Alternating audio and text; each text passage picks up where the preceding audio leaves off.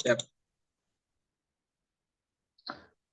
Oke, selamat datang, selamat malam di IC Club, tentunya di Akademi Investor Saham Indonesia. Tentunya masih bersama saya dengan Gianjay Pangestu dan juga coach satu lagi kita, Coach Lutfi Ma'ruf. Silakan perkenalkan diri, Coach. Ya, halo semuanya. Jumpa lagi ya dengan retail saham. Ya, tentunya kita masih eh, investor retail ya, karena uang kita belum uang sebesar grup-grup investor besar seperti grup Salim dan juga grup mungkin grup Khairul Tanjung ya, Sinarmas, kemudian juga Kak, grup Hartono gitu ya. Ya, tapi insya Allah kita akan menuju ke situ. Insya Allah kita amin, semua ya, amin. kita semua ya. Bismillah. Optimis. Optimis, kita harus optimis karena dalam melakukan investasi saham kita berpedoman bahwasanya salam profit berkah berjamaah ya. Kita biar semuanya berkah. Jadi kita harus bahas tentang apa itu saham, kemudian juga perusahaannya itu apa, kemudian sentimennya juga apa. Nanti kita akan bahas di Zoom class. Tentunya bukan hanya kali ini, tapi di Zoom class selanjutnya. Dan ini juga sebenarnya untuk awalan saja ya, untuk di kanal YouTube kita. Karena di Zoom Class IC Club ini akan masuk ke dalam YouTube ya, biar kalian bisa mengaksesnya kapanpun dan dimanapun. Misalkan tiba-tiba mungkin saat ini sedang tidak bisa untuk mengikuti Zoom Class di IC Club, itu kalian bisa saksikan besoknya, karena kemungkinan setelah kita melakukan record di Zoom Class ini, nanti kita akan share di link YouTube. Gitu. eh, ini untuk perdana mungkin kita akan awali dengan mungkin biasanya kita ada dua sesi ya. Yang pertama mungkin sesi sentimen dan juga katalis yang bisa menjadi penggerak di IHSG. Kemudian yang sesi dua itu biasanya nanti dengan berhubungan dengan value investing, kemudian bahas terkait dengan saham tertentu, yang mana di situ kita akan kupas eh, ini kira-kira sudah masuk kategori harga murah, harga wajar, ataupun harga mahal nih. Karena di situ kita bisa menentukan mana nih saham yang kita mau beli, mana nih saham yang kita singkirkan dulu karena mungkin sudah terlalu mahal, mana nih saham yang mungkin kita bisa cicil beli ataupun cicil jual. Dan tentu yang perlu diingat bahwasanya di IC Club ini eh, bukan rekomendasi saham ya, melainkan ini adalah edukasi seputar dengan saham saham yang ada di Indonesia. Bukan rekomendasi jual, bukan rekomendasi beli, hanya sebatas edukasi buat teman-teman kita semua agar kita semua bisa mendapatkan profit yang berkah dan juga secara berjamaah. Itu aja. Mungkin langsung saja, ini mungkin tidak terlalu lama, mungkin hanya 20 menitan. Eh, Semoga bermanfaat buat semuanya. Yang pertama mungkin saya akan awali ya.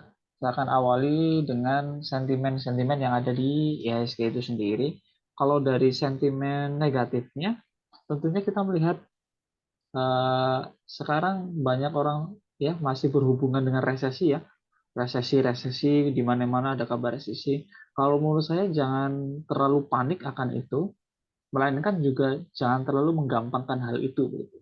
Artinya kita perlu waspada memang. Kita perlu waspada dengan adanya resesi yang ada di depan mata. Karena apa? Karena eh, tingkat inflasi dari banyak negara, tentunya negara-negara besar, itu kan semakin menjadi ya. Bahkan ini kabar hari ini dari berita CNBC, eh, CNBC kemudian CNN, itu kan sebenarnya sama ya, satu pemilik ya. Jadi itu grup Transcorp ya. NBC kemudian Kontan sama saja juga, dan itu mereka menayangkan berita bahwasanya The Fed ya, Bank Sentral Asia ini Sentral Amerika ini mereka menaikkan suku bunga lagi. Yang sekarang berarti menuju 4%. 4% loh ya. Yang artinya saham suku bunga di luar Amerika Serikat kemungkinan juga akan naik lagi. Kemungkinan. Misalnya di Indonesia bisa juga naik lagi. Karena suku bunga luar saja naik, apalagi suku bunga Indonesia. Kalau suku bunga luar naik, suku bunga Indonesia tidak naik, kemungkinan uang-uang yang ada, kita kan semua ataupun di in saham, kemudian ada kripto, kemudian ada forex, itu kan mereka sama-sama memperebutkan uang ya. Memperebutkan uang ini adalah memperebutkan uang investor. Nah, tinggal ditaruh mana nih yang paling cuannya besar, yang paling efisien, gitu kan. Lah, kalau suku bunga di Amerika naik, suku bunga di Indonesia tidak naik, akhirnya apa? Investornya ke sana semua. Lebih baik kita investasi ke sana. Bunga depositonya sudah naik. Itu sudah naik berapa persen? Kalau sudah uang yang hampir ribuan triliun, itu tidak bisa dimuat dalam satu saham ya. Itu kalau diletakkan dalam satu saham mungkin arah 1000 kali. Ya. Karena itu harus diterapkan, dimasukkan ke dalam saham-saham perbankan. Yang ketika saham perbankan di AS itu menaikkan suku bunga, tentunya orang-orang yang ataupun investor yang memiliki uang besar juga berburu ke sana, begitu. Dengan return-nya lebih besar kan gitu. Karena itu jika Indonesia ikut naik, tentunya itu kan akan ketika suku bunga di Indonesia naik, tentunya akan memberatkan penjualan properti. Konstruksi juga berat. Karena biasanya untuk proyek-proyek itu kan mengandalkan hutang dulu, nanti setelah selesai proyek, setelah laku, baru dijual lagi. Dan di situ kemungkinan ya dengan sentimen yang sekarang ini, kemungkinan IHSG ini akan mengalami koreksi sebenarnya kalau menurut saya. Tapi koreksinya koreksi stabil, bukan menjadi koreksi yang kalau menurut saya nggak sampai koreksi yang menjadi downtrend gitu ya. Koreksinya koreksi yang cukup stabil dan memungkinkan untuk kita untuk waspada. Karena itu dari beberapa video yang lalu sudah saya sampaikan bahwasanya kalau untuk trading, kalau menurut saya hindari dulu dan fokus kepada investasi jangka panjang ataupun menunggu momentum.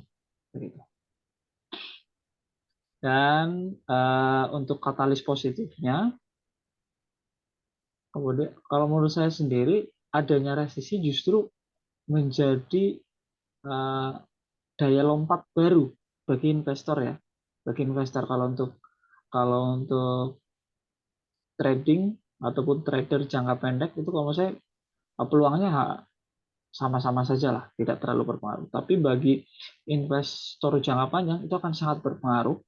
Bisa saja karena ketika IHSG turun, tentunya saham-saham juga turun. Ketika saham turun, berarti ketika saham perusahaannya turun, berarti value-nya kan jadi lebih murah ya. Karena ekuitasnya tidak berubah, karena jumlah sahamnya juga tidak berubah. Hanya saja karena investor berpindah dari saham ini ke saham ini. Ataupun dari tempat ini, dari Indonesia ke negara lain. Itu hanya berpindah saja dan mengakibatkan harga sahamnya turun. Sedangkan book value ataupun nilai dari sebuah perusahaan itu tidak turun. Jadi potensi besar bagi kita yang bisa masuk di harga paling murah ataupun mendapatkan perusahaan dengan harga yang paling murah. Kemudian nanti ketika momentumnya sudah datang lagi, itu kita sudah mendapatkan untung yang berkali-kali lipat. Kalau menurut saya, ya kita harus lihat dari beberapa sisi lah. Tidak bisa lihat bahwasanya resesi itu menjadi kita panik, kemudian kita jual saham, semua saham kita, lalu kita siap-siap ambil dari bawah. Kita juga tidak tahu sampai batas mana saham itu akan bergerak turun ke bawah. Tapi kita bisa menganalisa sampai batas mana saham itu akan gerak ke bawah. Begitu. Jadi Karena itu penting bagi kita untuk dengan menggunakan strategi cicil jual maupun cicil beli. Begitu. Dan juga kalaupun masuk ke dalam sebuah saham, tentunya jangan tes dengan seluruh uang kita ya. Tujuan cicil itu seperti itu ya. Kalau kalian masuk mau tes kedalaman sungai ataupun kedalaman tanah begitu, sebuah lubang, kamu jangan tes sama seluruh badan kamu ya. Bisa saja tes dengan batu, tongkat, kemudian baru satu kaki kamu. Setelah ternyata tidak terlalu dalam, barulah kamu masuk semuanya. Itu membuat kamu aman dari jebakan-jebakan investasi bodong, jebakan-jebakan saham-saham pom-pom begitu. Itu mungkin sedikit dari saya karena kemarin sudah kita bahas ya sentimen dan juga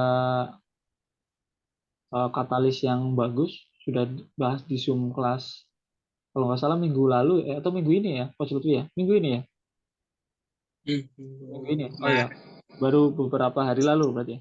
Baru beberapa hari lalu kita sudah bahas dan tentunya itu bisa kalian masuk di situ dengan cara kalian masuk dulu ke grup IC Club yang ada di Telegram. Gitu aja. Dan kemungkinan nanti untuk link masuk ke grup Telegram kita itu akan saya share di deskripsi. Dan kita selaku Akademi Investor Saham Indonesia itu tidak menerima titipan dana dari siapapun, ya, tidak menerima titipan dana dari siapapun, dan tidak ada keanggotaan pro ataupun plus plus VVIP dan lain-lain ya. Kita tidak ada, kita murni hanya untuk sharing, belajar bersama agar dunia investasi ini lebih terbuka, wawasannya lebih luas lagi, karena dunia investasi bukan hanya sekedar candle-candle, bukan hanya sekedar angka, ya, melainkan bisnis real, ya, bisnis dalam dunia nyata. Sehingga apa yang terjadi di dunia di angka-angka saham itu mencerminkan dari apa yang terjadi di dunia nyata.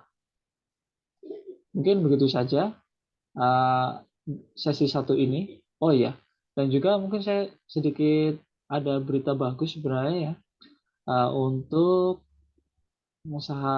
saham nikel yang dulu kita sempat kita pegang untuk jangka menengah ya, seperti Antam, kemudian ada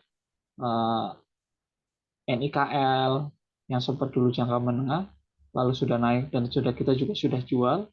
Untuk sekarang kita juga belum untuk akumulasi, untuk sekarang belum, karena sekarang sedang proses hilirisasi dan menurut berita yang ada, hilirisasi ini cukup berjalan bagus, menambah nilai jual, artinya daya jual, nilai jualnya juga meningkat, sehingga sangat bagus untuk perusahaan. Namun kalau menurut saya, menurut analisa kita itu belum menjadi batu loncatan buat perusahaan-perusahaannya karena hilirisasi itu panjang, ya. Hilirisasi itu panjang, dan dampaknya apa untuk perusahaan? Pasti ada dampak negatifnya. Tidak semua bisa kita anggap positif, tapi juga tidak semua negatif. Tentunya ada sisi baiknya. Dan ketika sisi baiknya itu lebih bagus, itu menurut saya bagus untuk kita investasi di perusahaan tersebut. Oke, mungkin itu saja. Setelah ini ada Coach Lutfi ya yang mau mengambil alih untuk sesi perkenalan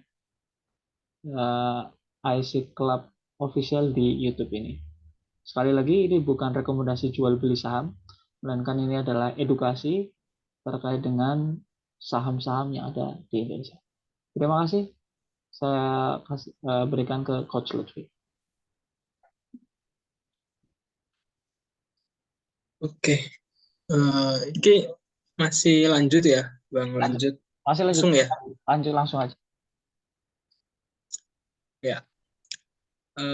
Untuk sesi pertama kali ini ya, perkenalan. Mungkin yang harus saya luruskan dulu nih dari Bang Jai. Tentunya saya bukan coach ya. Ya, kita masih sama-sama belajar lah, Sama belajar. Betul. sesama retail saham gitu. Ya, yang intinya sih kayak ketika dari kita itu ada informasi yang bisa kita sharingkan gitu kan. Nah, itu tentunya harapannya membuat kita jadi lebih berkembang ke depannya gitu. Jadi ya intinya semakin banyak orang-orang yang apa namanya sharing gitu ya, otomatis itu akan menambah wawasan kita di dunia investasi saham. Nah, eh, jadi ini ya, IC Lab sendiri ini kita udah sebenarnya jalan agak lama ya Bang, 1 tahunan. Ya, 1 tahun. Kalau misalnya dihitung formalnya gitu ya, dihitung formalnya mungkin 1 tahun. Tapi kalau misalnya non formalnya itu atau apa namanya, ketika masih independen mungkin Bang J lebih lama gitu ya. Ya. Nah, nah, terus akhirnya dibikin, terus kita ya akhirnya bertemu dan ya mulailah sharing-sharing, belajar gitu. Banyak bertukar pikiran gitu. Ya banyak mencoba trial and error gitu kan ya. Kemudian ya ada beberapa orang temennya teman gitu tertarik, Ya. terus ya ikutan juga gitu kan. Ya walaupun belum bisa dibilang semuanya apa ya aktif gitu kan. Tapi ya apa bisa dibilang cukup konsisten lah kita untuk setiap minggunya itu ya update tentang saham gitu, khususnya di pertemuan-pertemuan Zoom meeting seperti ini. Ya. Nah, Oh, iya. Dan itu juga ada teman kita yang juga sudah itu profit coach dari saham MEDC ternyata ya. oh iya, Dari iya saham Medco Energi ya. Itu untuk jangka panjang investor ya, bukan trader betul. ya. Iya, kemarin juga beberapa teman kita ya, alhamdulillah gitu ya, berjalan bareng sama kita, mulai invest dari awal gitu kan. Ya, namanya investasi kan nggak selalu untung ya, cuman ya secara rata-rata bisa dibilang ya profitable lah, bahkan sampai 60% itu kan merupakan keuntungan yang gede, apalagi buat yang baru bermula ya di pasar saham gitu. Alhamdulillah kita untuk saat ini kita ada beberapa saham juga ya Gus, yang mungkin sekarang bermuatan besar mungkin di batu bara yaitu di Adro ya untuk saat ini ya. Hmm, iya betul betul. Ya. Iya, untuk Porto kita sendiri ya sebenarnya mungkin ini ya, eh, untuk sektor yang booming kan memang energi ya Bang, energi gitu kan. Terus ya kita cukup andil di sektor-sektor tersebut yang memang ya tahun ini bisa dibilang tahun yang baik lah untuk sektor Ya. komoditas, energi dan sebagainya gitu. Karena ya kita investasi juga kan apa namanya nggak tergantung pada data-data yang sifatnya hanya diketahui perusahaan masing-masing, tapi kita harus melihat trennya juga gitu kan. Apa sih yang sedang berkembang, apa yang sedang misalkan bertumbuh, apalagi di era-era krisis gitu. Karena itu sangat berpengaruh tentunya ya. Kalau misalnya kita di era-era sekarang salah memilih sektor kan hasilnya mungkin nggak sebaik yang saat ini gitu. Di era-era apa namanya dolar naik gitu kan.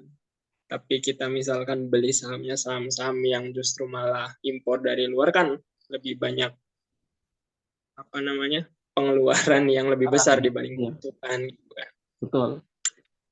Betul. Jadi ya di situ kita apa ya betul-betul mempertimbangkan itu lah di IC. Apalagi ya itu, Ah, itu sepertinya Bang atau ada lagi? mungkin ini ah, ada beberapa prospek saham ke depan barangkali Bang Lutfi Iya untuk mungkin prospek sih bisa dicermati mungkin dari sektornya ataupun dari saham khusus gitu. ya untuk prospek tentunya untuk saat ini ya kita masih dalam tahap ya screening kan karena ini juga baru mulai ya, kuartal 3 laporan keuangan pada keluar ya. Jadi kita baru ya istilahnya buka-buka lah saham-saham yang sudah menyetorkan laporan keuangannya. Nah, nanti di mungkin ya 1 sampai 2 minggu ke depan ketika ya bahkan bukan 2 minggu sih, mungkin ya di Desember lah.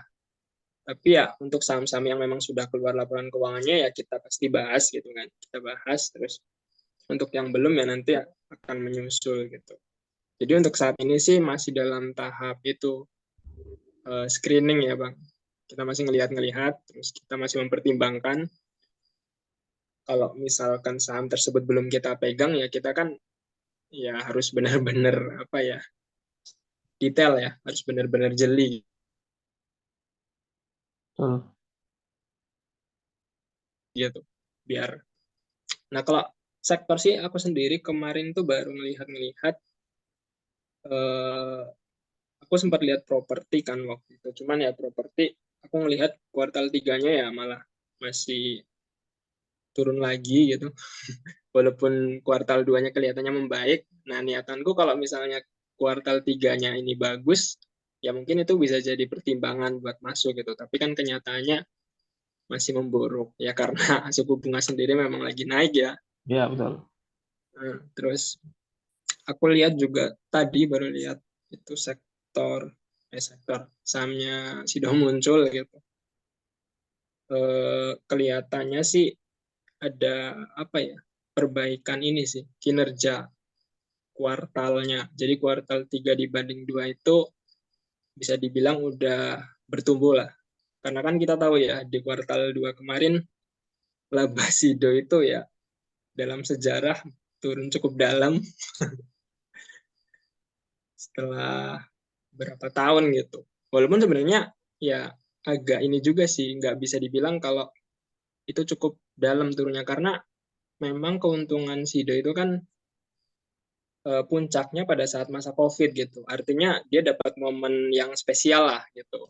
Nah, kalau misalnya labanya naik spesial juga ya berarti itu kan hal yang normal gitu.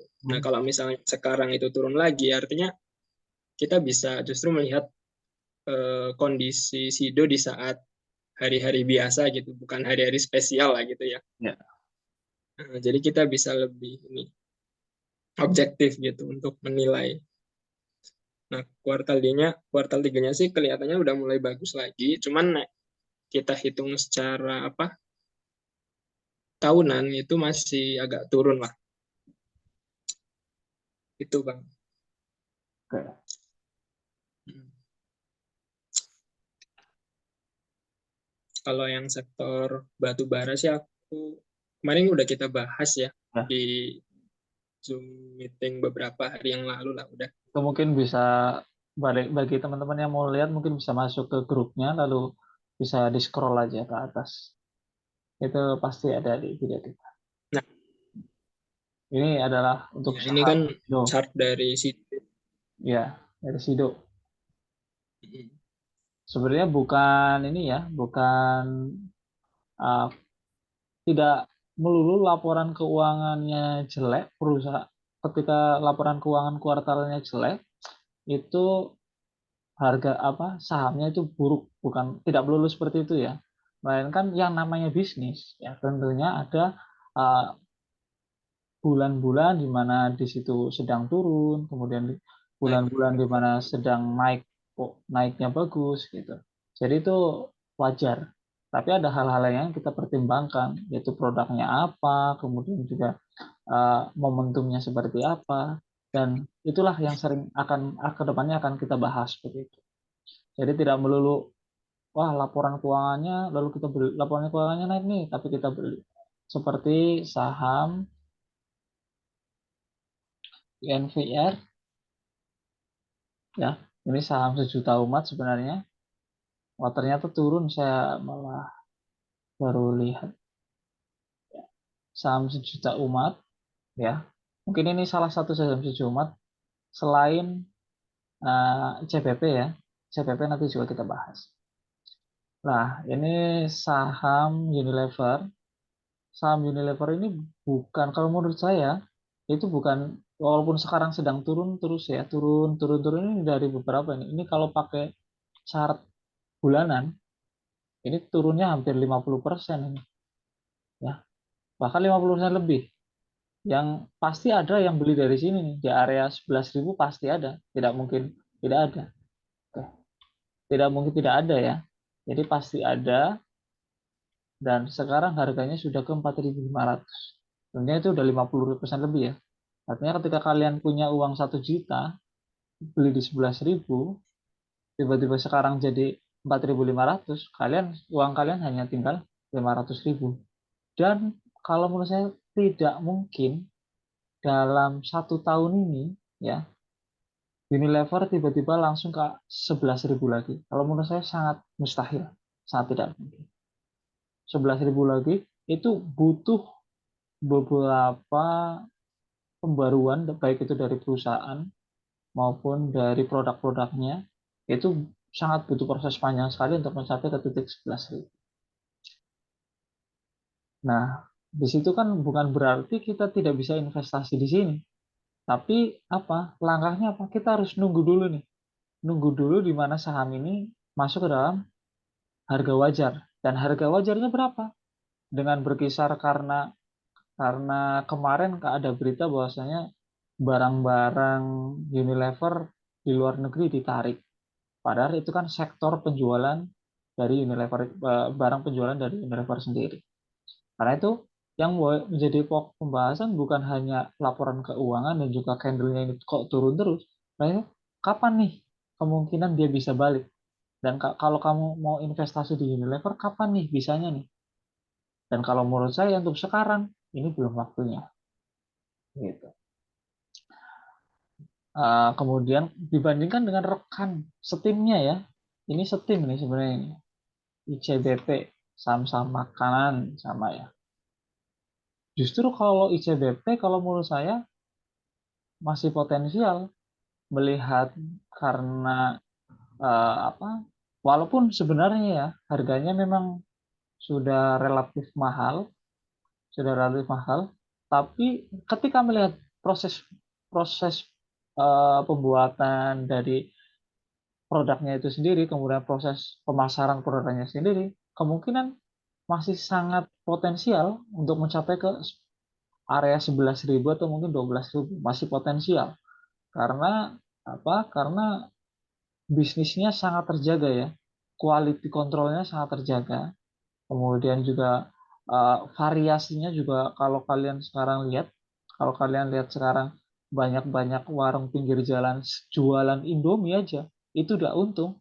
Lah bisnis yang paling eh, berkembang adalah bisnis yang bisa berimpact kepada banyak orang. Ketika jualan di pinggir jalan, jualan dari produk ICBP aja nih, dia bisa buat biaya hidup, bisa buat makan, bisa buat biaya anak. Itu kan sangat berpengaruh sekali ya bagi kehidupan orang-orang mungkin kaki lima, kemudian orang-orang retail seperti yang misalkan kita juga buka warung usaha di situ, itu kan sangat berimpact sekali. Ketika orang merasakan impact-nya yang benar-benar berdampak pada dirinya, tentunya dia juga akan tambah, investor juga akan yakin dong, wah ini saya investasi di saham yang memang bagus, potensinya bagus, kemudian juga saya menggunakan produknya, kemudian banyak orang-orang sukses dari produk itu. Jadi banyak investor yang yakin. Ketika banyak investor yakin, akhirnya saham penumpukan uang itu terjadi di saham ICBP ini. Dan ketika penumpukan uang terjadi, tentunya sahamnya juga akan meningkat. Begitu.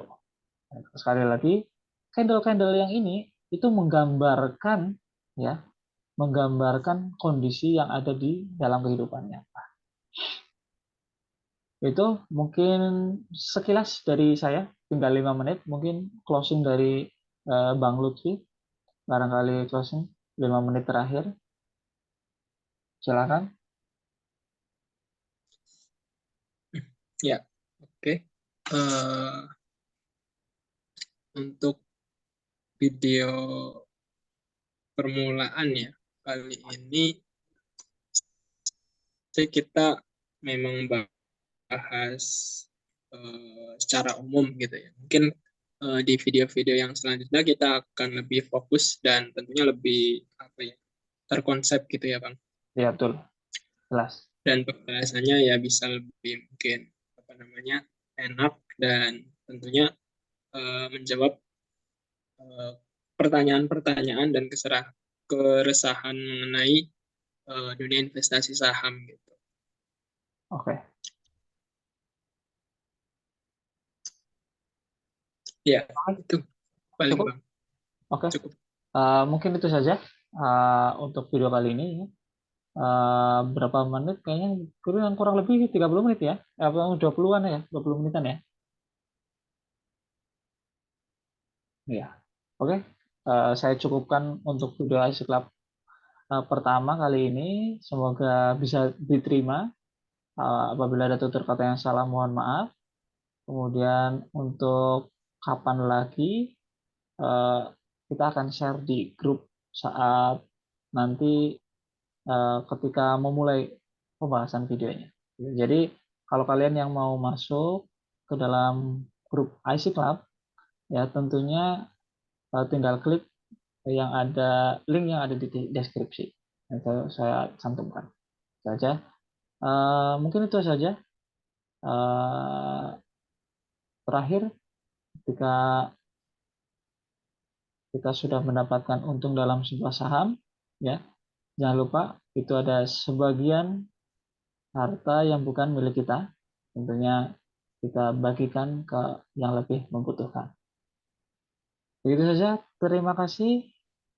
Semoga bermanfaat dan sampai ketemu lagi di video selanjutnya.